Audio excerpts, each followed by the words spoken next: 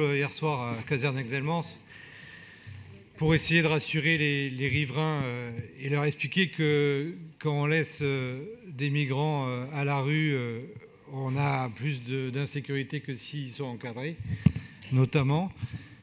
On a aussi à ce propos un sujet de cohérence que j'ai rappelé hier soir et que je veux rappeler au niveau du Conseil.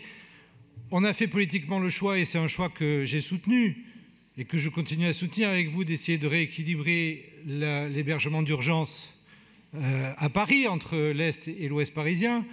On a trouvé une solution à des fortifications il y a 2 ans, dont on sait que c'est une solution transitoire et qui a fait couler beaucoup d'encre avec beaucoup de réactions qui ont parfois été réutilisées et toujours excessives.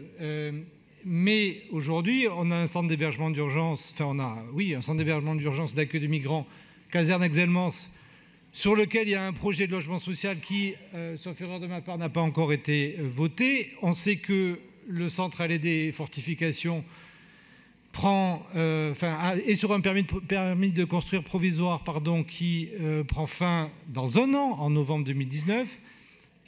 Ayons un petit peu de cohérence et essayons d'anticiper un minimum et utilisons la caserne Exelmans pour qu'une partie de celle-ci puisse accueillir de façon pérenne de l'hébergement d'urgence, de familles notamment, dans le 16e arrondissement. Sinon, on va repartir sur, dans 2 ans, aucun endroit pour faire de l'hébergement d'urgence dans le 16e arrondissement.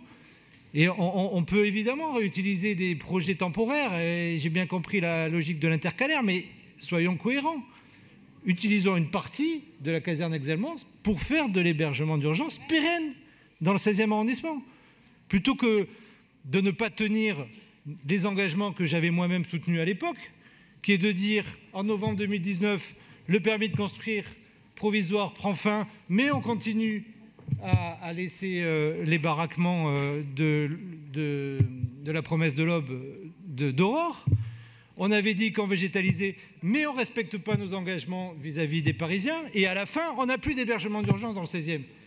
Donc je pense qu'il faut arrêter d'être cynique sur cette question-là et faire en sorte que l'hébergement d'urgence pérenne puisse effectivement exister dans le 16e arrondissement. Je vous remercie.